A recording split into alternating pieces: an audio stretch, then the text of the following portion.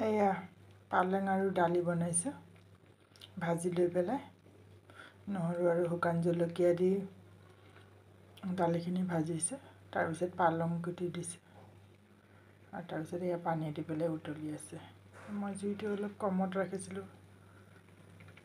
মানে ল' ফ্লেমত ৰাখিছিলোঁ যিহেতু মই ইফাল কাম কৰি আছোঁ আৰু ওচৰৰ ফালে এয়া বহাই দিলোঁ অকণমান ফ্লেমটো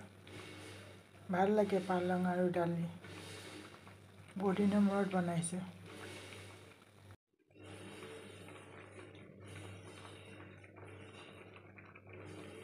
মচুৰ দালিবোৰ মানে কেৰাহীতে বনোৱা ভাল কুকাৰত কি হয় এটা চিটিতকৈ বেছি হ'লে একেবাৰে বৰ বেয়াকৈ আঠা টাইপৰ হৈ যায়